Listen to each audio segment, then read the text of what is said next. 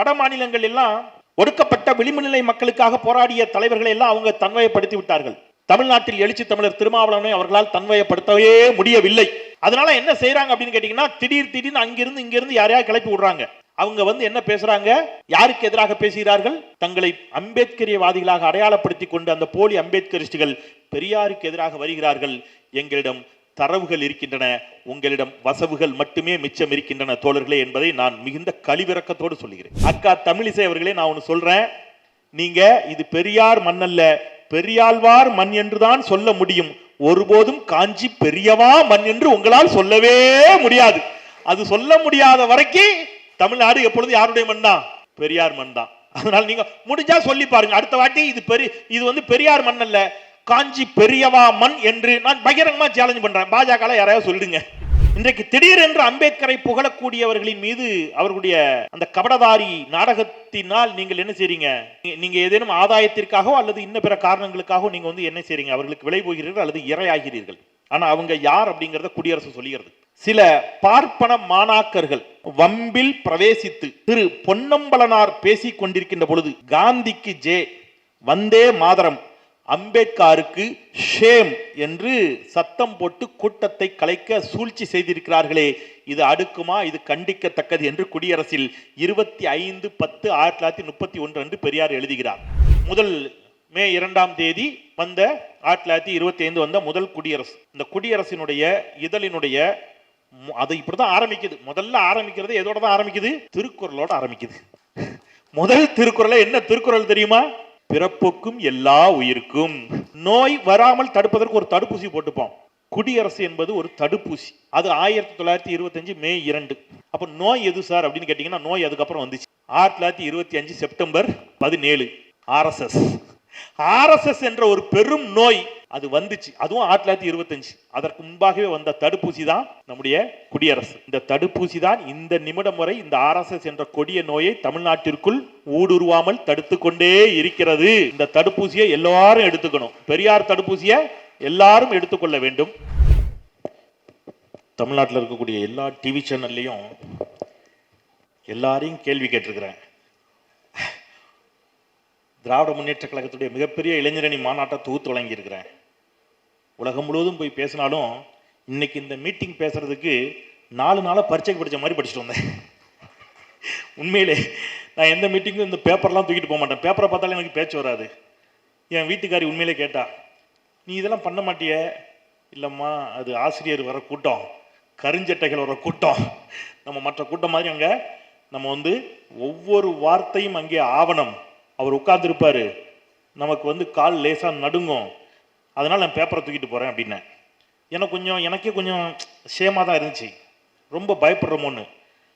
அண்ணன் ஜெகத் ரட்சகன் என்னை விட நிறைய பேப்பர் வச்சுருந்தாரு. அப்பாடா, அப்போ நம்ம பேப்பர் கொண்டு வந்ததில்ல தப்பு இல்லை அப்படின்னு தோணுச்சு. அந்த அளவிற்கு ஒரு முக்கியமான ஒரு விழா இது. ஸோ ரொம்ப மகிழ்ச்சி. இந்த விழாவில் எனக்கான ஒரு வரலாற்று சிறப்புமிக்க ஒரு விழா, அதில் எனக்கான வாய்ப்பு அப்படிங்கிறது பெரும் மகிழ்ச்சி. அந்த வகையிலே ஏன் குடியரசு இதழை பெரியார் தொடங்கினார் என்ற கேள்வி எழுப்பப்படுகின்ற பொழுது மற்ற ரொம்ப சிம்பிள் எளிமையா பதில், அது இதெல்லாம் வேண்டாம், மற்ற பத்திரிகையெல்லாம் நம்ம செய்தியை போட மாட்டேங்கிறான்பா, நமக்குன்னு ஒரு பத்திரிகை வேணும். கிட்டத்தட்ட அந்த இடத்துக்கு தான் நான் வந்தேன் 2020. எந்த மீடியாலையும் நம்மளை வச்சுக்க மாட்டேங்கிறான்பா. நம்ம கேட்குற கேள்விக்கு எந்த மீடியாலையும் நம்மை வைத்துக்கொள்ள தயாராக இல்லை. என்ன பண்ணலாம்? நமக்குன்னு தனியாக ஒரு யூடியூப் சேனலை ஆரம்பிப்போம் என்று நான் வந்ததனுடைய தொடக்கமும் தைரியமும் எங்கிருந்து வந்தது என்றால் தந்தை பெரியாரிடம் இருந்து வந்தது. அவர் அன்றைக்கு குடியரசை தொடங்கினார். 2020 அவருடைய பேரன்கள் நாங்கள் தமிழ் கேள்வி உள்ளிட்டவற்றை தொடங்கி இருக்கிறோம். அன்றைக்கு அவர் தொடங்கிய பொழுது எவ்வளவு பெரும் வரவேற்பும் ஆதரவும் கிடைத்ததோ அதே வரவேற்பும் ஆதரவும் தமிழ் கேள்வியை தொடங்கிய 12 மணி நேரத்தில் 50,000 சப்ஸ்கிரைபர்ஸ் என்பது யூடியூப் வரலாற்றில் இல்லாத ஒரு பெரும் ஆதரவு. அடுத்த சில நாட்களில் 1 லட்சம், இன்னைக்கு 1 மில்லியனை நெருங்கி கொண்டிருக்கிறது. ஸோ அந்த விதத்தில் இதை பேசுவதற்கு முழுமையான ஒரு வாய்ப்பு எனக்கு, அது மகிழ்ச்சி. இப்போ இன்னைக்கு இதை 2 விதமாக நான் பார்த்துடலாம் நினைக்கிறேன். பெரியார் வாழ்ந்த காலகட்டத்தில் குடியரசு இதழினுடைய தேவை என்ன, அது என்ன செஞ்சுது அப்படிங்கிறது ஒரு பார்ட். இன்னொன்று, இப்போ இந்த குடியரசு இதழை சேகரித்து கிட்டத்தட்ட 60-70 பேரை வைத்து சில பல மாதங்களாக அனைத்தையும் திருப்பி எழுதி அதை அச்சு வடிவில் ஏற்றி இன்றைக்கு டிஜிட்டல் மயமாக வைத்திருக்கக்கூடிய நம்முடைய ஆசிரியர் வீரமணி அவர்களுடைய மாபெரும் பணி. இந்த ரெண்டையும் நம்ம பாராட்டணும். பெரியார் எழுதியது பேசியது ஒன்று, அதை அனைத்தையும் தொகுத்து அவர் ஆவணமாக்கியது இன்னொன்று. ஏன் இந்த ஆவணமாக மாற்றியது மிக முக்கியம் அப்படின்னு கேட்டீங்கன்னா, இன்றைக்கு பெரியாருக்கு எதிராக கடுமையாக நடந்து கொண்டிருக்கக்கூடிய அவதூறுகள். பெரியார் பேசியதை பேசவே இல்லைன்னு ஒரு பக்கம் மறுக்கிறான், பெரியார் பேசாததை பேசினார் என்று இன்னொரு பக்கம் அவதூறை தூற்றுகிறான். இந்த இரண்டுக்குமான மறுப்புகள் நம்மிடம் குடியரசு இதழில் இருந்து கிடைத்திருக்கின்றன. 3-4 முக்கியமான செய்திகள் பெரியார் குறித்து பரப்பப்படும் அவதூறுகள். ஒன்று, பெரியார் திருக்குறளை இழித்தார் பழித்தார், தமிழை இழித்தார் பழித்தார் அப்படிங்கிறது ஒன்று. இன்னொன்று, சமீப காலமாக நடக்கக்கூடிய செய்திகள். பெரியார் இடைநிலை சாதிகளுக்கு மட்டும்தான் பேசினார், பிசி எம்பிசிக்காக பேசினார். பெரியார் ஒடுக்கப்பட்ட தலித் சமூகத்திற்காக பேசவில்லை. பெரியார் தொழில் புரட்சியை வரவேற்றார், இயந்திரமயமாதலை வரவேற்றார். அவர் அதனால தொழிலாளர்களை பற்றி அவர் கவலை கொள்ளவே இல்லை. பெரியார் பிரிட்டிஷாருக்கு ஆதரவாக இருந்தார். இதெல்லாம் தான் அவங்க வைக்கிற குற்றச்சாட்டு. இந்த வாய்ப்பு உள்ளபடியே எனக்கு பெரும் மகிழ்ச்சி. ஏன்னா இந்த வாய்ப்பு வந்த காரணத்தினால் குடியரசு இதழ் பழசு, பெரியாரை பற்றி அனைத்து நூல்களினுடைய தொகுப்பு என்று 3 நாட்களாக புரட்டி அதை ஒரு ஜூஸ் ஆக்கி தொகுத்துட்டு வந்தா இவன் சொன்ன அத்தனையும் பொய்ங்கிறதுக்கு எவிடன்ஸ் டேட் வைஸா நமக்கு குடியரசு இதழில் இருந்து கிடைக்கிறது. ஃபர்ஸ்ட், தமிழ் சமூகத்தில் சாதியே இல்லை, சாதிய ஏற்றத்தாழ்வுலாம் அந்த திராவிட இயக்கங்கள் தான் உருவாக்கிடுச்சுங்கிற மாதிரியான ஒரு வாதங்களை இங்க வச்சுட்டே வராங்க. நான் இன்னைக்கு பேசக்கூடிய இந்த வாதம் அப்படிங்கிறது இங்க இருக்கக்கூடிய தோழர்களுக்கு அல்ல, இது எல்லாமே உங்களுக்கு தெரிந்த செய்திகளாக இருந்தாலும் கூட ஊடகத்தின் வாயிலாக இதை பார்க்க போகிறவர்களுக்கு இந்த செய்தி போய் சேரணும். பெரியாரை பற்றி புரட்டு சொல்லக்கூடிய சில கயவர்களுக்கான பதிலடியாக தான் நான் இதை வைக்கிறேன். ஏதோ திராவிட இயக்கம் வந்த பிறகுதான் தமிழ் சமூகம் பிரிந்து போனது, பிளவுபட்டு போனது, அது வரைக்கும் நாங்கள் எல்லாம் தமிழர்கள் ஒன்றாகத்தான் இருந்தோங்கிற மாதிரியான ஒரு வாதங்களை வைக்கிறாங்க. குடியரசு இதழ் 24/11/29 அதுல சொல்றாரு, நீங்க திருப்புரணம் ஆவி ஊரை சேர்ந்த பெரிய கருப்ப குடும்பம் என்ற தாழ்த்தப்பட்ட தோழர் குப்பை லாரி வண்டியை ஓட்டிக்கொண்டு வரும்போது உயர் சாதியினர் வசித்த தெருவில் வந்துவிட்டார். தங்களை அவமரியாதை செய்து விட்டதாக எண்ணிய மேட்டுக்குடியினர் அந்த தாழ்த்தப்பட்ட சகோதரரை தாக்கியதோடு மட்டுமின்றி அவரது நிலத்தில் இருந்த பயிரையும் நாசமாக்கினார்கள். நீதி கேட்டு அதிகாரியிடம் அவர் புகார் செய்தார். அதற்காக அவரை கட்டி வைத்து அடித்தார்கள். அவருக்கு 50 ரூபாய் அபராதம் விதித்தார்கள். ஐயோ, இது என்ன கொடுமை என்று குடியரசு இதழ் 24/11/1929 இந்த கொடுமையை பதிவு செய்கிறது. பல்லாவரம் குளத்துமேட்டை சேர்ந்த அந்தோணிராஜ் என்ற மாணவன் படித்துவிட்டு வரும்போது அக்ரஹார வீதியில் வந்துவிட்டானாம். அதனால் வீதியின் புனிதம் கெட்டு தீட்டாகிவிட்டது என்ற ஆத்திரத்தோடு அவ்வீதியில் வசிக்கும் ரங்கசாமி ஐயர் என்பவர் அந்த இளைஞனை செருப்பாலேயே அடித்தாராம். மதம் மாறியும் தொடர்ந்து இழிவுபடுத்தும் பார்ப்பன அதர்மத்தை நாம் என்னவென்று சொல்வது என்று 24/3/1936 பெரியார் கேட்கிறார். நான் அடிக்கடி பொதுக்கூட்டங்களை சொல்லுவேன், இன்னைக்கு நம்ம எல்லா கிராமங்களுக்கும் பேருந்து வசதி கிடைத்து விட்டது. ஆனால் ஒரு காலத்தில் பேருந்துகளிலேயே நம்ம ஏற்ற மறுத்தார்கள். சூத்திரனா கீழே இறங்கு என்று சொன்ன காலம் உண்டு என்று. அது செவிவெளி கேட்ட செய்தி. அதற்கான தரவு குடியரசுல இருக்குது. மோட்டார் பஸ்களும் ஆதி திராவிட கிறித்துவர்களும் அப்படிங்கிற தலைப்பில் பெரியார் எழுதுகிறார். குடியரசு 19/12/1926. மோட்டார் பஸ்களும் ஆதி திராவிட கிறித்தவர்களும். சமீபத்தில் ஜான் பால் உபாத்தியாயர் என்பவர் கோயம்புத்தூர் போவதற்காக காங்கேயத்தில் ஊத்துக்குழி போகும் சர்வீஸ் கார் நம்பர் 425, ஏன்னா எல்லாமே ஆதாரமாகவே இருக்குது, டேட்டாவோடு நம்ம சொல்லணுங்கிறதுக்காக மோட்டாரில் டிக்கெட் வாங்கி உட்கார்ந்து கொண்டிருக்கும் பொழுது மேற்படு காரில் டிக்கெட் கொடுத்து கொண்டு வந்தவர் எவ்விதத்திலோ அவரை ஆதி திராவிடர் என்று அறிந்து மேற்படி காரில் மோட்டார் காரில் உட்கார்ந்து கொண்டிருந்த சாதி இந்துக்களின் உதவியை கொண்டு அந்த உபாத்தியாயரை பலவந்தமாக இறக்கி விட்டுள்ளார்கள் அப்படின்னு சொல்லி, இதெல்லாம் அந்த கட்டுரையுடைய ஒரு பகுதி தான். இதை எல்லாத்தையும் அவர் கண்டிக்கிறார். பெரியார் கண்டித்துக் கொண்டே வந்திருக்கிறார். நான் இது வாசிக்கிறது எல்லாமே ஒடுக்கப்பட்ட சமூகங்களின் மக்களின் மீது நடத்தப்பட்ட தாக்குதலை பத்தி மட்டும்தான் பேசுறேன். ஆதி திராவிடர்கள் மீது தொடுக்கப்பட்ட தாக்குதல்களை பத்தி மட்டும்தான் பேசுறேன். ஏன் அப்படின்னா, கடந்த சில மாதங்களுக்கு முன்பு நடந்ததெல்லாம் உங்களுக்கு தெரியும். சமூக வலைதளங்களில் நடந்த செய்திகள் எல்லாம் நீங்க பார்த்திருப்பீங்க. திடீர் போலி அம்பேத்கரிஸ்டுகள் சிலர், பெரியாரிஸ்டுகளும் பெரியாரியவாதிகளும், குறிப்பாக திராவிடர் கழகமும் பெரியாரும் இடைநிலை சாதிகளுக்கான ஒரு அமைப்பு, அவங்களுடைய விடுதலைக்காகத்தான் போராடினார்கள். ஆதி திராவிடர்களுக்கு பெரியார் என்ன செய்தார், திராவிடர் கழகம் என்ன செய்துங்கிற கேள்வியை கேட்டுக்கிட்டே வர்றாங்க. அவர்களுக்கு தேதி வாரியா பதில் கொடுக்க வேண்டிய கடமை கருஞ்சட்டைக்காரர்களுக்கு இருக்கிறது என்ற காரணத்தினால் நான் அனைத்தையும் பேசிட்டு இருக்கேன். இது அத்தனையும் ஆதி திராவிட மக்களுக்கான வாதம் மட்டும்தான். ஒரு தீர்மானம் போடுறாரு, மனித வாழ்க்கையின் நன்மைகளை உத்தேசித்தும் ஜீவ காருண்யத்தை முன்னிட்டும் தேச முன்னேற்றத்தை பொறுத்தும் நம் நாட்டில் பெரும் பகுதியின் மீது சுமத்தப்பட்டுள்ள தீண்டாமை என்னும் கொடிய தடையை உடனே விளக்க பொது ஜனங்களிடையே இடைவிடாது பிரச்சாரம் செய்து அவர்களை கண்விழிக்க செய்ய வேண்டும் என்று ஒரு மாநாட்டில் ஒரு தீர்மானம் போடுறார். இந்த தீர்மானம் 17/2/1929. இப்போ ஒரு கேள்வி வரும், நீ குடியரசுடைய ஆதாரங்களையா காட்டுற, நாங்க ஏத்துக்க மாட்டோம். அவர்கள் ஒரு சிலர், நான் எல்லாரையும் சொல்லல, யாரையும் குறிப்பிட்டும் சொல்லல, ஆர்எஸ்எஸ்ஸிற்கு, ஆசிரியர் தப்பா நினைச்சு கூட, இது என்னுடைய சொந்த கருத்து தான், ஆர்எஸ்எஸ்ஸிற்கு அடியால் வேலை செய்வதற்காக சிலரை ஆர்எஸ்எஸ் அம்பேத்கரியவாதிகள் என்ற பெயரில் இறக்கி விட்டிருக்கிறது. நான் பகிரங்கமாக குற்றம் சாட்டுறேன். அப்படிப்பட்டவர்கள் என்ன சொல்றாங்க அப்படின்னா, அதனால நான் சொல்றேன், இப்போ நான் குடியரசை தாண்டி அம்பேத்கர் சொல்லி இருக்கிறார், என்ன சொல்றாருங்கிறத. டாக்டர் அம்பேத்கருடைய வாழ்வும் மேற்கொண்ட பணிகளும் தனஞ்சய் கீர் எழுதிய புத்தகம் பக்கம் 54. அதில் அவர் குறிப்பிடுறார், பாபா சாஹேப் அம்பேத்கர் அவர்கள் 1924 மார்ச் மாதத்தில் தாழ்த்தப்பட்டவர்களின் முன்னேற்றத்திற்கு வழிகாண ஒரு சமூக சீர்திருத்த அமைப்பை உருவாக்கினார். அதை நிறைவேற்றும் வகையில் ஒரு கூட்டம் 9/3/1924 நடைபெற்றது. அதுல பேசுறத அவர் எழுதுறார், திருவாங்கூர் ராஜ்யத்தில் உள்ள வைக்கம் என்னும் ஊரில் தாழ்த்தப்பட்டவர்கள் சில தெருக்களில் நடமாடக்கூடாது என்று உயர் வகுப்பாரால் தடுக்கப்பட்டதை கண்டித்து அமைதியான முறையில் அல்லது சத்தியாகிரக முறையில் தாழ்த்தப்பட்டவர்களுக்காக பார்ப்பனர் அல்லாத தலைவர் திரு ராமசாமி நாயக்கர் நடத்திய போராட்டம் 1924 ஆண்டின் நிகழ்ச்சிகளில் சிறப்பாக நினைவில் நிற்கக்கூடியது. அம்பேத்கர் மிகுந்த கவனத்துடன் இதனை கவனித்து வந்தார். சில மாதங்கள் கழித்து மகத் சத்தியாகிரகம் பற்றி அவர் எழுதிய தலையங்கங்களில் வைக்கம் போராட்டம் பற்றி நெஞ்சு நெகிழ்ந்து குறிப்பிட்டு எழுதியிருக்கிறார் என்று. இதுக்கெல்லாம் பதில் சொல்லணும் ஒரு சிலர், நம்ம அவங்க பதில் சொல்லணுங்கிறதுக்காக சொல்லவும் இல்லை. குடியரசு இதழினுடைய தேதி வாரியா வந்திருக்கக்கூடிய தந்தை பெரியார் அவர்கள் நடத்திய மாநாடுகள், ஏன் குடியரசு இதழ் என்ன செய்தது, குடியரசு இதழின் மூலம் என்ன நடைபெற்றது அப்படிங்கிறதையும், இன்றைக்கு அது ஆவணப்படுத்தப்பட்டதன் மூலம் நமக்கு எவ்வளவு பெரிய ஒரு வரலாற்று வாய்ப்பை நம்முடைய ஆசிரியர் செய்து தந்திருக்கிறார் என்பதை நம்ம புரிஞ்சுக்கணும். இது ஒருவேளை இல்லாம போயிருந்துச்சுன்னா திருப்பி அவன் சொல்றதான் நம்ம நம்பணும். கதையா சொல்லுவான்ல, என்ன செஞ்சாருன்னு கேட்டோம்னா நமக்கு என்ன ஆதாரம் இருக்கு?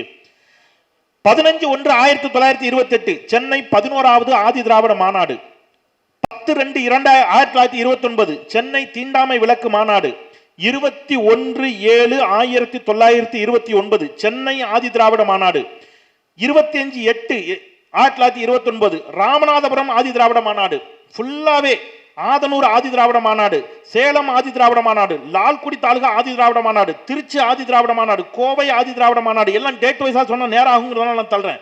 லால்குடி தாலுகா ஆதி திராவிட கிறிஸ்தவர் மாநாடு, இவை அனைத்தும் தஞ்சை ஜில்லா 3வது ஆதி திராவிட மாநாடு, திருச்செங்கோடு தாலுகா ஆதி திராவிட மாநாடு, இவை அனைத்தும் ஆதி திராவிட மக்களினுடைய விடுதலைக்காக மட்டும் பெரியார் நடத்தியது என்பதை தேதி வாரியாக பதிவு செய்திருக்கிறது குடியரசு. நண்பர்களே, அப்ப பெரியாரை ஏதேனும் ஒரு வகையில் மலினப்படுத்த வேண்டும், பெரியாரினுடைய தொண்டுகளை மழுங்கடிக்க செய்ய வேண்டும்.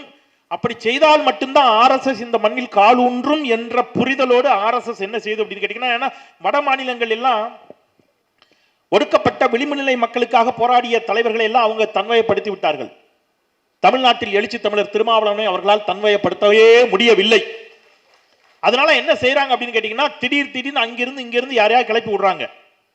அவங்க என்ன பேசுறாங்க, யாருக்கு எதிராக பேசுகிறார்கள்? தங்களை அம்பேத்கரியவாதிகளாக அடையாளப்படுத்தி கொண்டு அந்த போலி அம்பேத்கரிஸ்டுகள் பெரியாருக்கு எதிராக வருகிறார்கள்.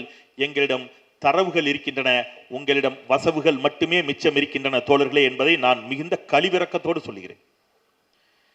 எல்லா இடத்திலையும் நீங்க இன்னைக்கு அவங்க ஏன் தமிழ்நாட்டில் இந்த நிமிடம் வரை காலூன்ற முடியவில்லைங்கிறதுக்கு நான் ஒரு உதாரணம் சொல்றேன். இப்ப நீங்க அக்கா தமிழிசை அடிக்கடி ஒன்று சொல்லுவாங்க மேடையில், நீங்க கேட்டிருப்பீங்க, இது பெரியார் மண் அல்ல பெரியாழ்வார் மண் அப்படிம்பாங்க. இங்க பெரியாரின் சீடனும் ஆழ்வாரின் சீடனும் அருகருகே அமர்ந்திருக்கிறார்கள். அக்கா தமிழிசை அவர்களே, நான் ஒன்று சொல்றேன், நீங்க இது பெரியார் மண் அல்ல, பெரியாழ்வார் மண் என்றுதான் சொல்ல முடியும். ஒருபோதும் காஞ்சி பெரியவா மண் என்று உங்களால் சொல்லவே முடியாது. அது சொல்ல முடியாத வரைக்கும் தமிழ்நாடு எப்பொழுது யாருடைய மண் தான்?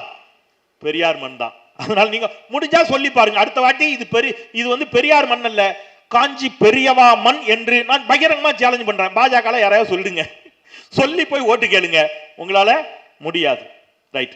இப்போ அடுத்தது இன்னும் சில சான்றுகளை நம்ம சொல்லிடுவோம். அவர் சொல்றாரு, நீங்க வந்து இடைநிலை சாதிகளுக்கு மட்டும்தான் பெரியார் பேசினார் அப்படிங்கிறாங்க. இல்ல, சாதிகளை ஒழிப்பதே திராவிடர் இயக்கத்தின் அடிப்படை கொள்கை. நம் இயக்கமும் பழங்குடி மக்களும் நகமும் சதையும் போல.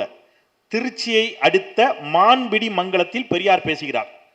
திராவிடர்களில் சாதி ஆணவம் படைத்த உயர் சாதிக்காரர்களும் இல்லாமல் இல்லை. இனி அவர்களை எப்படி வழிக்கு கொண்டு வருவது என்பதும் எனக்கு தெரியும் பேசியிருக்கிறார். நீங்க ஒரு ஒரு ஒரு மாபெரும் தலைவனை, ஒரு வரலாறு நமக்கு கொடுத்த ஒரு வாய்ப்பை நீங்க என்ன செய்றீங்க? போகிற போக்கில் வந்து அவதூறுகளால் அள்ளி இறைத்து நீங்க வந்து தள்ளிட்டு போயிடலாம் நினைக்கிறீங்க. இன்றைக்கு திடீரென்று அம்பேத்கரை புகழக்கூடியவர்களின் மீது அவர்களுடைய அந்த கபடதாரி நாடகத்தினால் நீங்கள் என்ன செய்றீங்க? நீங்க ஏதேனும் ஆதாயத்திற்காகவோ அல்லது இன்ன பிற காரணங்களுக்காக நீங்க வந்து என்ன செய்றீங்க? அவர்களுக்கு விலை போகிறீர்கள் அல்லது இரையாகிறீர்கள். ஆனா அவங்க யார் அப்படிங்கறத குடியரசு சொல்லுகிறது. திடீர் அம்பேத்கரின் மீது திடீர்னு சிலருக்கு பாசம் வருதுல்ல, அவங்க யாரு அப்படிங்கிறதுக்கு இங்க ஒரு சான்று இருக்குது. குடியரசு 25/10/1931 சென்னையில் நடைபெற்ற தாழ்த்தப்பட்டவர்களின் கூட்டம் ஒன்றில் நடக்குது. தாழ்த்தப்பட்ட சமூகத்தை சேர்ந்தவர்கள் ஒரு கூட்டம் நடத்துறாங்க பீச் மீட்டிங் நடந்து கொண்டிருக்கின்ற பொழுது சில பார்ப்பன மாணாக்கர்கள் வம்பில் பிரவேசித்து திரு பொன்னம்பலனார் பேசிக் கொண்டிருக்கின்ற பொழுது காந்திக்கு ஜே, வந்தே மாதரம், அம்பேத்கருக்கு ஷேம் என்று சத்தம் போட்டு கூட்டத்தை கலைக்க சூழ்ச்சி செய்திருக்கிறார்களே, இது அடுக்குமா? இது கண்டிக்கத்தக்கது என்று குடியரசில் 25/10/1931 அன்று பெரியார் எழுதுகிறார். காந்திக்கு அப்ப காந்திக்கு ஜே போட்டான், அப்புறம் காந்தியவே போட்டான், அது வேற. ஆனா அப்ப என்ன சொல்லியிருக்கிறான்? அம்பேத்கருக்கு ஷேம் என்று சொன்ன கூட்டம் இன்றைக்கு அம்பேத்கரிஸ்டுகளாக அடையாளப்படுத்தப்படுகிறார்கள். ஆனா இன்னும் ஒரு 2 செய்தியை மட்டும் சொல்லிட்டு நான் வந்து நிறைவு செஞ்சிடறேன். ஆதி திராவிடர் சமுதாயத்திற்கு சர்க்காரால் அளிக்கப்பட்ட தனி தொகுதி காப்பு முறை பூனா ஒப்பந்தத்தால் அளிக்கப்பட்டு அச்சமுதாயத்திற்கு சரியான பிரதிநிதிகள் வர முடியாமல் செய்யப்பட்டு விட்டதால் இனி வரும் தேர்தல்கள் யாவற்றிற்கும் தனி தொகுதி முறையையே ஏற்படுத்த வேண்டும் என்று சர்க்காரை இந்த மாநாடு கேட்டுக்கொள்கிறது என்று சொல்லுகிறார். 4/8/1940 திருவாரூரில் நடைபெற்ற மாநாட்டில் போடப்பட்ட தீர்மானம் இது தோழர்களே. அப்போ ஆதி திராவிடர்களுக்காக பெரியார் பேசினாரா? ஆம், பேசினார். தன் வாழ்நாள் முழுக்க பேசினார். அடுத்தது தமிழ். அவர் திருக்குறளை பழித்து விட்டார். இது இப்போ ஆசிரியர் எல்லாம் டிஜிட்டலைஸ் ஆக்கி ஏற்றி வச்சிருக்கிறார். முதல் மே 2ஆம் தேதி வந்த 1925 வந்த முதல் குடியரசு. இந்த குடியரசினுடைய இதழினுடைய அது இப்படிதான் ஆரம்பிக்குது. முதல்ல ஆரம்பிக்கிறது எதோட தான் ஆரம்பிக்குது? திருக்குறளோட ஆரம்பிக்குது. முதல் திருக்குறளை என்ன திருக்குறள் தெரியுமா? பிறப்புக்கும் எல்லா உயிருக்கும். குடியரசு திருக்குறளோட தான் தன்னுடைய குடியரசு பத்திரிகையை ஆரம்பிச்சிருக்கிறார் தந்தை பெரியார். இவன் என்ன சொல்றான்? நீ வந்து திருக்குறளுக்கு எதிரி. எங்க இருந்து? நீ வந்து தேசப்பற்றுக்கு தேச விரோதி. இப்ப நேத்து கூட என்ன வந்து புதிய தலைமுறை நிகழ்ச்சியில ஒருத்தர் சொல்லிட்டாரு, நீ தேச விரோதி. ஏன்னா நான் மோடியை கேள்வி கேட்கிறேன். மோடியை கேள்வி கேட்கறதுனாலே தேச விரோதியா அப்படின்னு நான் யோசிச்சா, இது பெரியார் காலத்துல இருந்தே இருந்திருக்கு. 2/5/1925 குடியரசினுடைய தலையங்கம் இப்படி சொல்லுகிறது. எது வளர்ச்சி அப்படின்னு சொல்லிட்டு வரிசையா சொல்லிட்டே வர்றாரு. நேரமின்மையின் காரணமா நான் ஃபுல்லா வாசிக்கல, கடைசியில என்ன மட்டும் வாசிக்கிறேன். நீங்க வந்து ஆயிரக்கணக்கில் செலவிட்டு நீங்க வந்து இதை பண்றேன் அதை பண்றேன் சொல்றீங்க. ஒவ்வொரு தனி மனிதன், ஒவ்வொரு குடும்பம், ஒவ்வொரு கிராமங்களினுடைய வளர்ச்சி தான் வளர்ச்சி என்று அடுக்கிக் கொண்டே வருகிறார் பெரியார். அடுக்கிக் கொண்டே வருகின்ற பொழுது கடைசியா அப்படி சொல்றாரு, அடிப்படை விஷயங்களான இவற்றை அறவே விடுத்து. இப்ப நான் இவ வாசிக்கும் போது உங்களுக்கு யாருக்கும் மோடி ஞாபகத்துக்கு வந்து அதுக்கு நான் பொறுப்பல்ல. அவர் அன்னைக்கே தெரிஞ்சு வச்சிருக்காரு மோடின்னு ஒருத்தர் வருவாருன்ட்டு. அடிப்படை விடயங்களான இவற்றை அறவே விடுத்து வெறும் தேசம் தேசம் தேசம் என்று கூக்குரல் இடுவது எமது பத்திரிகை நோக்கம் அன்று. அப்ப அவர் என்ன சொல்றாரு? ஒரு தேசத்தினுடைய வளர்ச்சி என்பது எதனுடைய வளர்ச்சி என்கிறார்? தேசத்தில் இருக்கக்கூடிய மக்களினுடைய வளர்ச்சி. அதுதான் ஒரு தேசத்தினுடைய வளர்ச்சி. நீங்க வெறும் தேசப்பற்று என்ற பெயரில் தேசத்தில் இருக்கக்கூடிய மக்களை பால்படுத்தி விட்டு தேச வளர்ச்சி பேசுவது முறையல்ல அப்படின்னு. அப்புறம் இன்னும் 2 செய்தி. பிரிட்டிஷாருக்கு நம்ம என்ன செஞ்சிட்டோம்? எல்லாம் பிரிட்டிஷாரை தான் நம்ம ஆதரிச்சோம் அப்படின்னு. எனக்கு தெரிஞ்சு பிரிட்டிஷ்காரன் காலத்தில் இது ரொம்ப முக்கியமான ஒரு செய்தி என்னன்னா, இந்த கொரோனா வந்துச்சு. கொரோனா வந்த பொழுது நம்ம கொரோனாவுக்கு என்ன செஞ்சோம்? தடுப்பூசி கண்டுபிடிச்சோம். நோய் வராமல் தடுப்பதற்கு ஒரு தடுப்பூசி போட்டுப்போம். குடியரசு என்பது ஒரு தடுப்பூசி. அது 1925 மே 2. அப்போ நோய் எது சார் அப்படின்னு கேட்டீங்கன்னா, நோய் அதுக்கப்புறம் வந்துச்சு 1925 செப்டம்பர் 17. ஆர்எஸ்எஸ் என்ற ஒரு பெரும் நோய் அது வந்துச்சு. அதுவும் 1925. அதற்கு முன்பாகவே வந்த தடுப்பூசி தான் நம்முடைய குடியரசு. இந்த தடுப்பூசி தான் இந்த நிமிடம் வரை இந்த ஆர்எஸ்எஸ் என்ற கொடிய நோயை தமிழ்நாட்டிற்குள் ஊடுருவாமல் தடுத்து கொண்டே இருக்கிறது. இந்த தடுப்பூசியை எல்லாரும் எடுத்துக்கணும். பெரியார் தடுப்பூசியை எல்லாரும் எடுத்துக்கொள்ள வேண்டும். ஒரு வரி தான் நிறைவு. தங்கை பக்கத்தில் நின்றுட்டாங்கன்னா நம்ம முடிச்சோம்னு அர்த்தம்.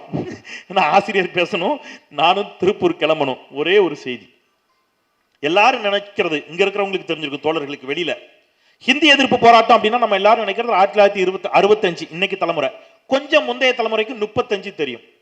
ஆனால் 1926 குடியரசில் தந்தை பெரியார் ஒரு கட்டுரை எழுதுகிறார். அந்த கட்டுரைக்கு தலைப்பு 1926 தமிழுக்கு துரோகமும் இந்தியின் ரகசியமும் என்று தலைப்பிட்டு ஹிந்தியை திணிக்க முற்படும் பார்ப்பனிய சதியை 1926 அடையாளம் கண்டிருக்கிறார் தந்தை பெரியார் என்றால் அவர் ஒரு மாபெரும் சகாப்தம். நாம் அனைவரும் எடுத்துக்கொள்ள வேண்டிய தடுப்பூசி. சாகும் கடைசி நிமிடத்தில் கூட இதே தீநகரில் தான் வயிறை பிடித்துக்கொண்டு ஈன சுரத்தில் அம்மா அப்பா என்று கண்ணீரோடு அழுது அவர் சாவதை பற்றி கவலைப்படாமல் நம்ம எல்லாம் சுத்திரர்களாக விட்டு சொல்கிறோமே என்று ஒரு அழுது கண்ணீரோடு தன் வாழ்நாள் முழுவதும் நமக்காக உழைத்த ஒரு மாபெரும் தலைவன். இந்த தருணத்தில் அவரை குறித்து ஒரு 15 நிமிடங்கள் எனக்கு பேச கிடைத்த வாய்ப்பு அப்படிங்கிறது எனக்கு வரலாற்றில் கிடைத்த மிகப்பெரிய வாய்ப்பு என்று கருதி அந்த நல்ல வாய்ப்பை தந்த மாண்புமிகு ஆசிரியர் அவர்களுக்கும் திராவிடர் கழக தோழர்களுக்கும் என்னுடைய நெஞ்சம் நேர்ந்த நன்றியை சொல்லி விடைபெறுகின்றேன். நன்றி, வணக்கம்.